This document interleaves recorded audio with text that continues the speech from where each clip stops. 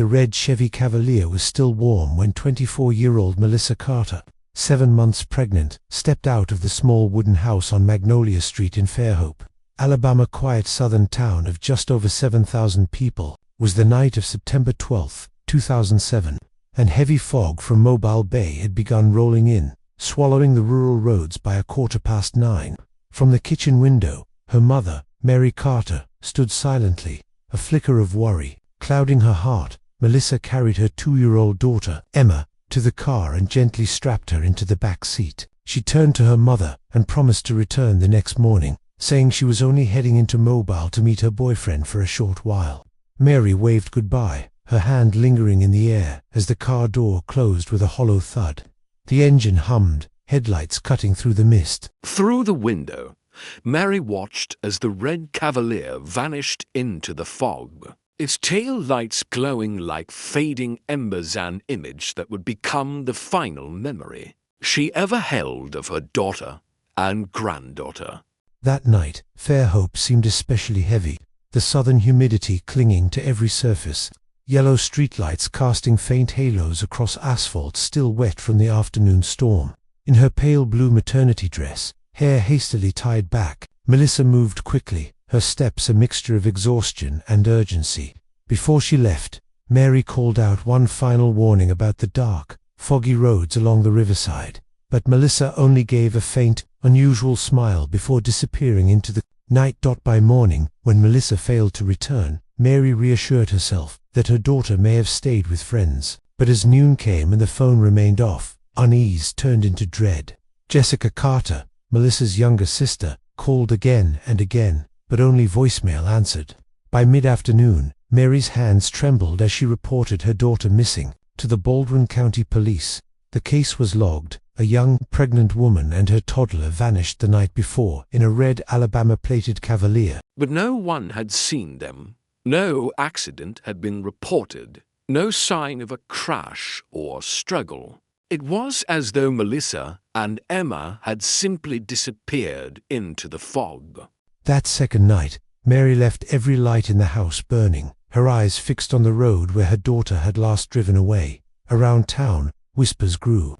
Neighbors claimed they heard a car speeding toward Highway 98. Others swore they spotted a red car by the river. But rumors were smoke without fire, and the truth remained elusive. Police search teams swept the riverside roads, flashlights cutting across the dark as canine units sniffed through mud and reeds. Yet the waters of Mills Creek seemed to swallow all traces. No tire marks, no shattered glass, no fragments of metal, nothing. Mary clutched Emma's small blanket on the porch, whispering desperate prayers into the night, while Jessica went door to door, pleading with Melissa's friends for answers, but every answer was the same. No one had seen them. The disappearance became a suffocating silence, a void that swallowed not just a daughter and granddaughter, but the very heart of a family. What was once a promise to return by morning had turned into an eternal absence.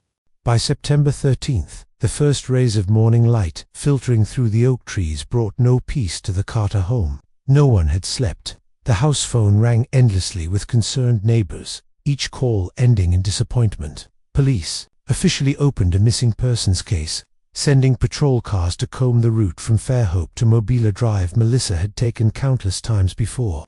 But the only things found were deep potholes filled with rainwater, fading truck tracks, and weeds swaying in the breeze. The report was blunt, just 3 words: no leads found. For Mary and Jessica, those words cut deeper than any knife. They were not just an admission of failure, but a signal that hope itself was beginning to slip away. Mary could not shake the image of her daughter's tired yet determined smile as she promised to be back by morning. Jessica, meanwhile, was haunted by the memory of little Emma clutching her worn teddy bear under the porch light, her innocent grin glowing in the darkness. But all of those images, every flicker of joy, were swallowed whole by the fog, leaving only silence and dread. With police searches turning up nothing, the Carter family realized they had no choice but to take matters into their own hands.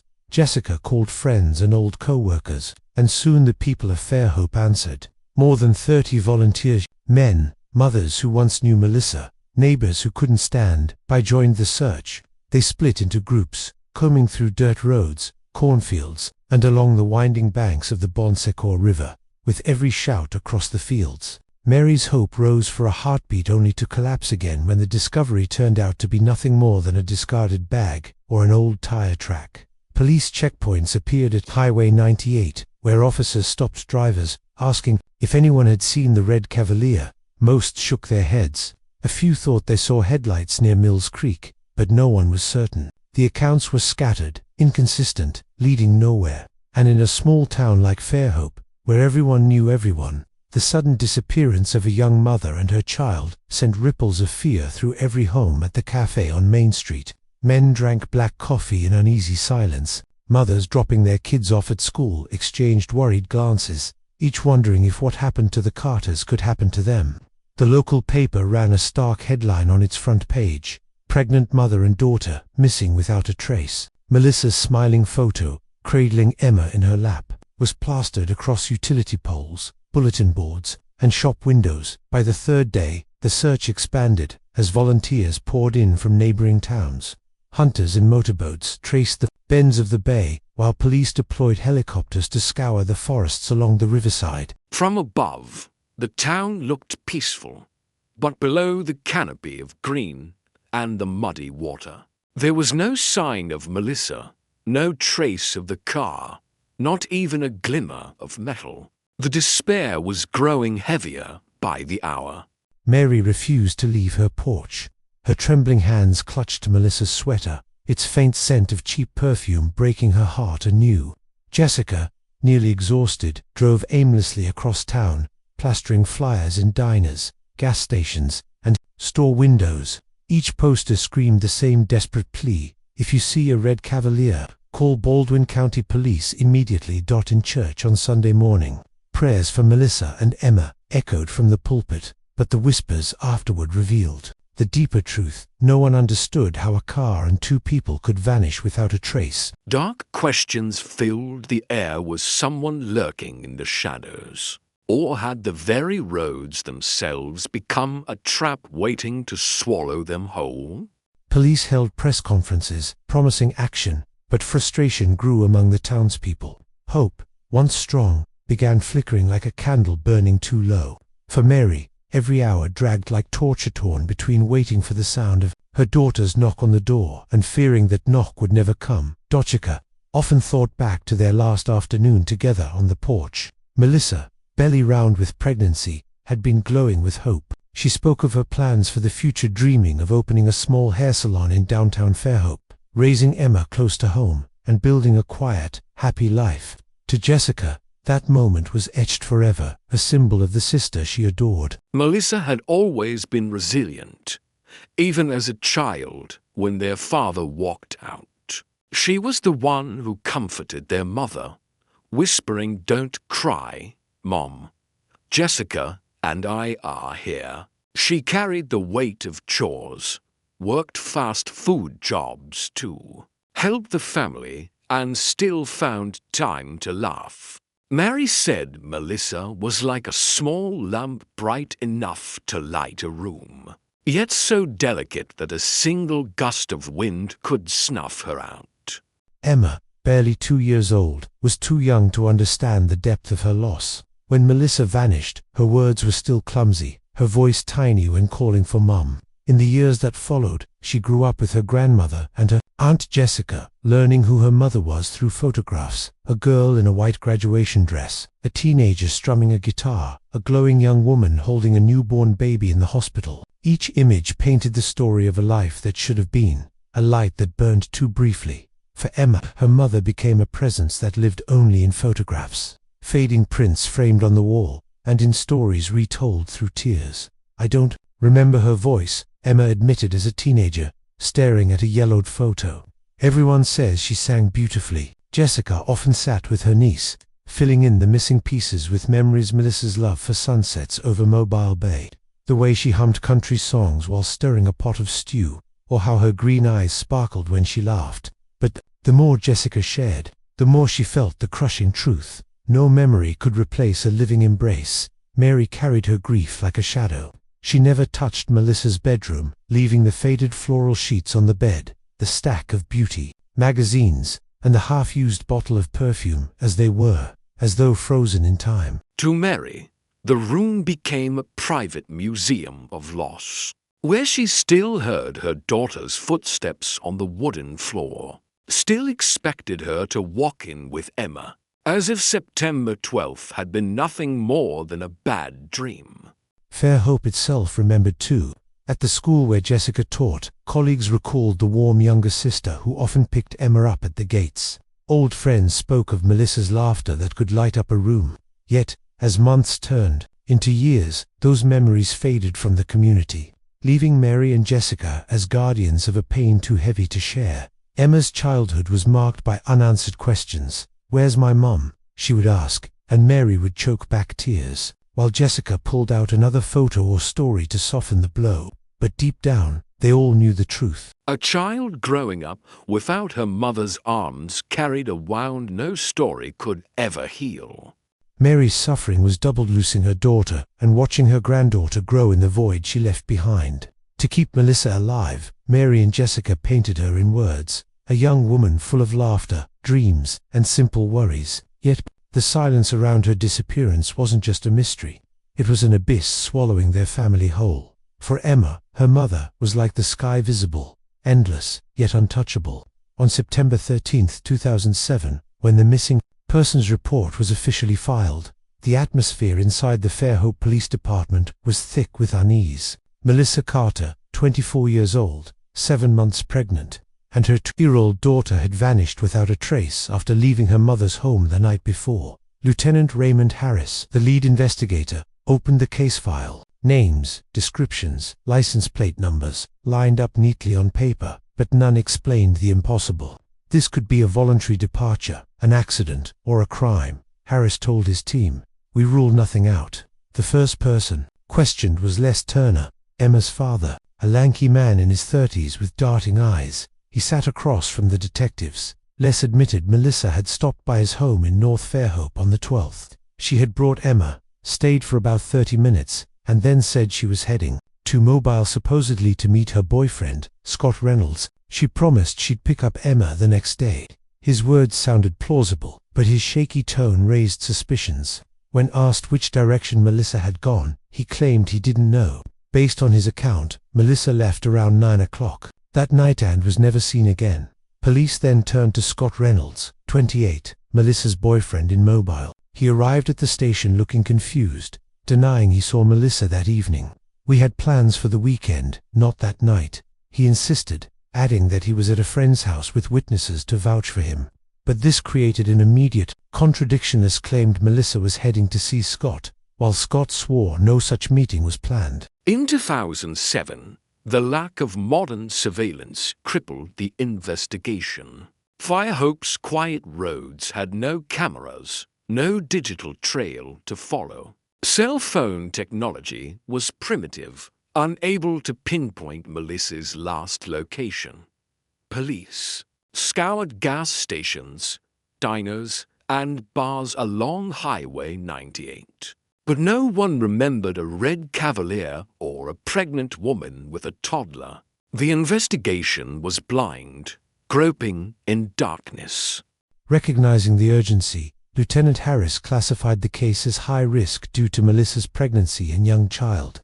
Alerts went out to nearby departments and to the Alabama Highway Patrol. The hunt for Melissa and Emma had officially begun, but already the gaps and contradictions threatened to bury the truth. "We need to find the car. No car, no direction," Lieutenant Harris emphasized as he laid out the urgency. Patrols swept the highways leading out of Fairhope, the bridges, over Mobile Bay, and every major road that might hold a clue. But the result was nothing. No skid marks, no broken glass, no sign of a crash. It was as if the red Cavalier had been erased from existence. While officers chased shadows, the Carters faced the brutal reality of waiting. Mary was summoned to give more details. Fighting tears, she told investigators, "She promised me she'd be back the next morning. She said she'd drop Emma at Les's, then go to Mobile. But she wouldn't leave without telling me. She had a future. She had a baby on the way." Her words carried weight, pushing police to lean away from the theory of a voluntary disappearance. By the third day, Melissa's case entered the National NCIC database as a missing persons case. Flyers with her photo, the description of the red Cavalier, and her pregnancy details appeared everywhere: post offices, gas stations, grocery stores, and small shops across Baldwin County. Each phone call sparked fragile hope, only for it to collapse when a tip turned out false. Inside the department, debate brewed. Did Les Turner have a motive, perhaps to avoid child support? His alibi with friends seemed solid. Scott Reynolds, Melissa's boyfriend, was also scrutinized, but his witnesses vouched for him. Two men at the center of Melissa's life, both denying involvement, both leaving the same hollow truth. No answers.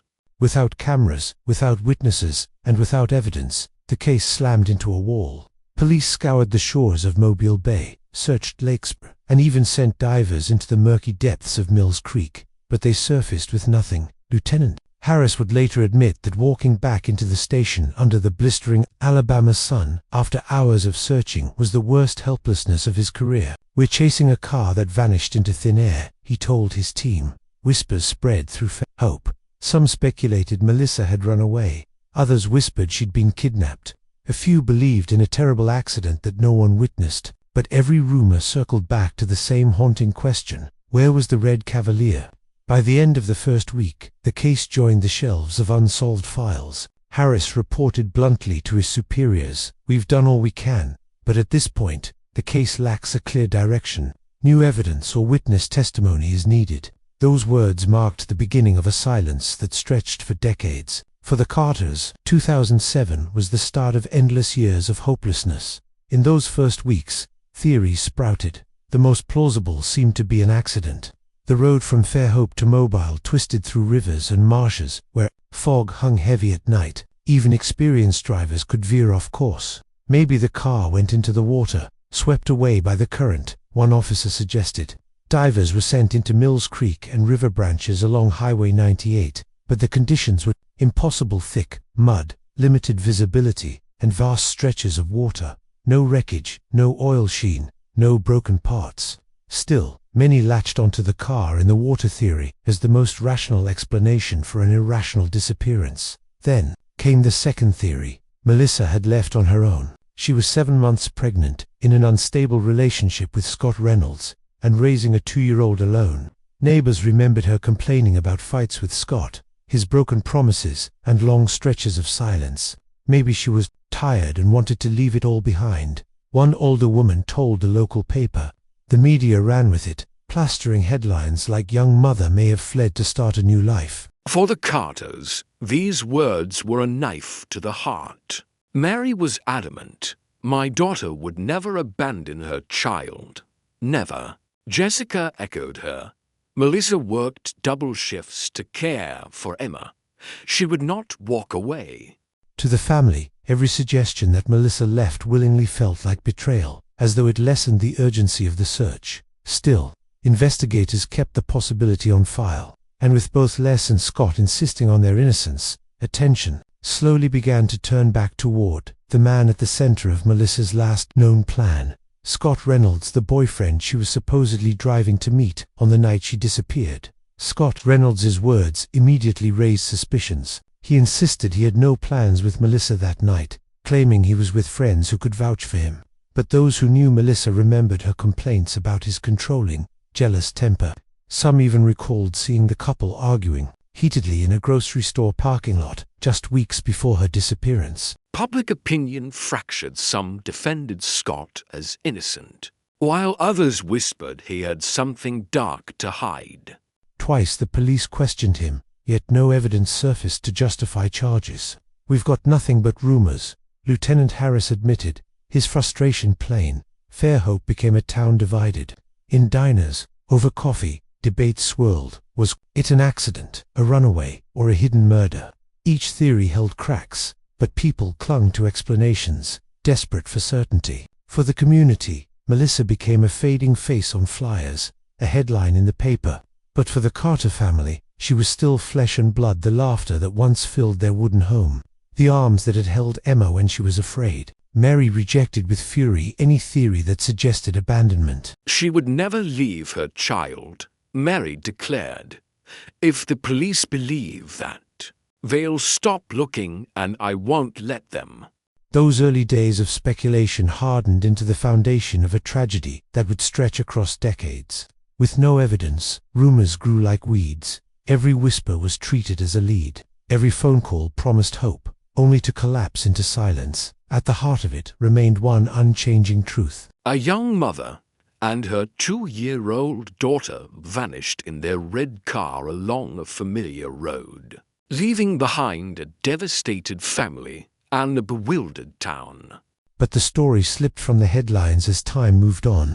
Fairhope returned to its rhythms, yet for the Carters, time froze on that September night. Each fall, when the leaves on Magnolia Street turned gold, Mary relived the moment she last saw her daughter carry Emma to the car with a promise to return. That promise clung to her soul like a ghost refusing release. Police scaled back their search. With no witnesses, no evidence, no red Cavalier, the case was filed as cold. The thick folder stuffed with faded flyers, reports, and conflicting testimonies from Les Turner and Scott Reynolds was shelved into storage. Lieutenant Harris, once unyielding, finally told the family, "We've done all we can. There's no new direction." For Mary, those words landed like a death sentence to hope itself. Years dragged forward like a punishment. Jessica tried to stay strong for Emma, raising her niece alongside Mary, but the little girl grew up in emptiness. Her only memories of her mother were the photographs staring down from the walls. At school, when other children boasted about their parents at events, Emma sat quiet, her head bowed. One afternoon, at just 5 years old, she asked softly, "Where's my mum?" The question broke Mary, who wept in the hallway outside the classroom, powerless to answer. In the wider community, Melissa's name began to fade into a ghost of memory. Whenever another missing person case appeared on the news, people would mutter, "Like that Carter girl," before trailing off. But inside the Carter home, the loss never dimmed.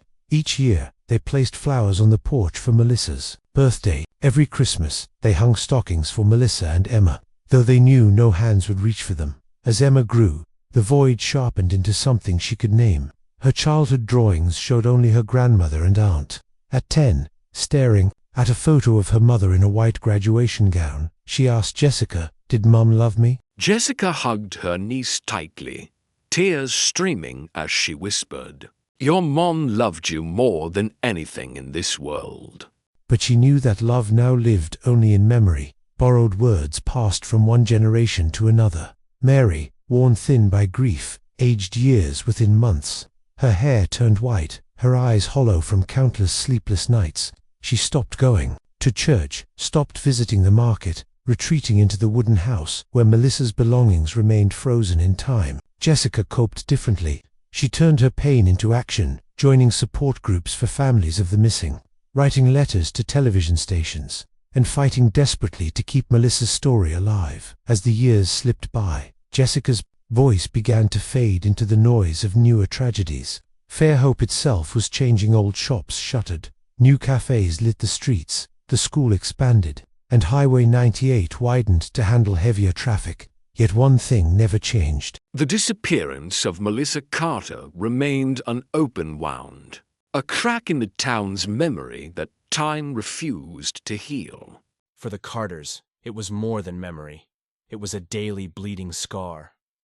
By the 5th year, then the 10th, Melissa's file sat untouched in cold storage at the police station. No anonymous calls brought breakthroughs.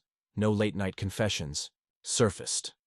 No bones or rusted metal ever washed ashore.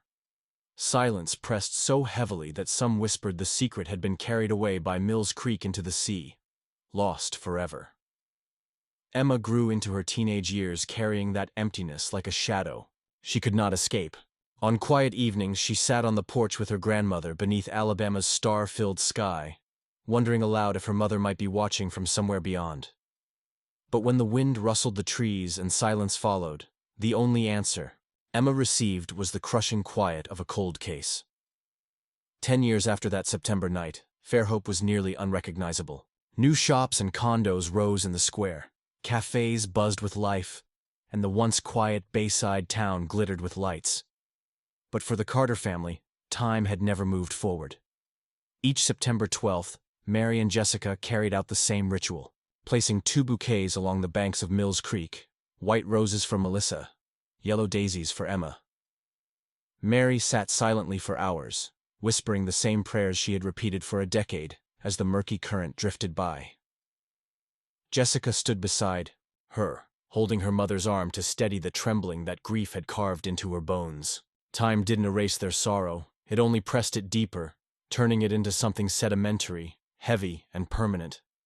Mary aged quickly, her hair white, her eyes hollow from too many sleepless nights. She rarely left the wooden house where Melissa's belongings lay untouched, frozen in time. Jessica wrestled with her own conflict, wanting desperately to move forward, yet bound to her mother and Emma by a duty that never loosened. In her dreams, Melissa often returned, standing on the roadside, waving, before vanishing into the fog all over again. Emma, now 12, felt the void more sharply than ever.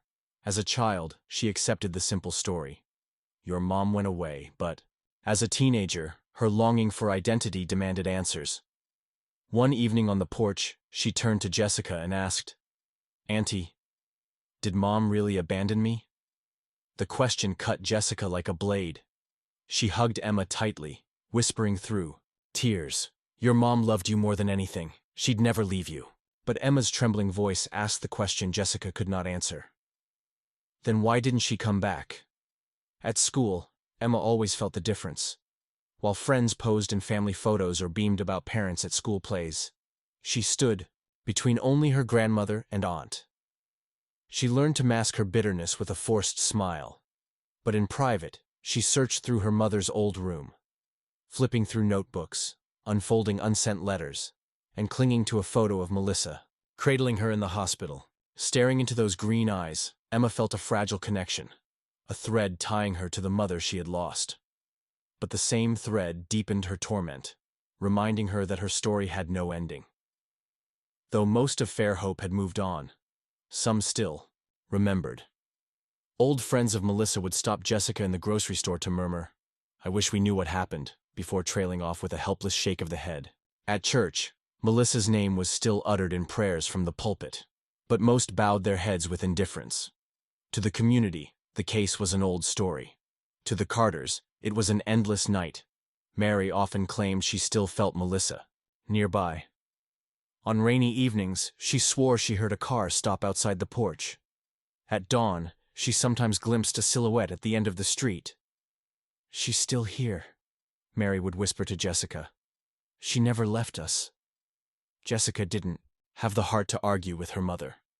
She stayed silent, knowing belief was the only thread keeping Mary alive. 10 years of waiting had turned the Carters into shadows. They worked, they breathed, they lived like everyone else. But their thoughts always drifted back to the void no one could fill. For Mary, it was the unbearable wound of a mother's loss. For Jessica, it was the prison of duty over freedom. For Emma, it was the hollow ache of a missing identity, the absence of a mother's love she had never known. Each September 12th, they placed flowers by the river, clinging to ritual so that Melissa's memory would not be buried under silence. A decade of waiting wasn't time. It was a sentence, gnawing at their souls, locking them in an unending night. Then, in early 2021, as Alabama endured a rare cold winter, the case of Melissa Carter was pulled from obscurity by an unlikely group. Southern Depths, a team of amateur divers, middle-aged engineers, mechanics, and a retired veteran. They shared a passion for river diving and a mission to solve forgotten mysteries. They had already helped locate missing cars and bodies in smaller Baldwin County cases. When one member stumbled on an old article about Melissa's disappearance, he asked the question no one had dared in years. How many stretches of the river were never scanned with sonar? Technology had advanced far beyond 2007. Modern sonar could map riverbeds in astonishing detail, revealing hidden structures beneath the mud. Underwater drones could slip into tight spaces, broadcasting live footage to the surface. Southern Depths secured a side-scan sonar from a marine company and offered their skills to Baldwin County Police. Lieutenant Raymond Harris, the veteran, Detective who had once led Melissa's case, now nearing retirement, gave his approval. 14 years have passed, he told reporters. But if new technology offers hope, we cannot ignore it. The first survey of Mills Creek was quiet. The river flowed steadily, its dark waters concealing secrets beneath. A small boat crept along the bank, sonar equipment casting digital eyes into the depths. At first, the screen displayed nothing unusual: rocks, rotting logs, twisted metal scraps. But then, on the third scan, something appeared. A rectangular shape, nearly 13 feet long, half buried in the mud, close to the shoreline. One diver leaned in and shouted, "It's shaped like a car!" The creek was quickly cordoned off. GPS coordinates were logged. Days later, underwater drones descended through the murk. Their lights cut through the darkness, revealing a ghostly silhouette beneath layers of silt. A rusted frame, rounded edges, and peeking through the mud, faint patches of red paint. For the first time in 14 years, there was something tangible. The red Cavalier might finally have been found. News spread like wildfire through Fairhope. People who had long given up whispered again. Neighbors wept. Reporters swarmed the riverbank. When police told Mary and Jessica, they sat frozen in silence. Mary trembled, asking, "Does that mean she was here? All these years?" Jessica wanted to hope, but fear chained her heart.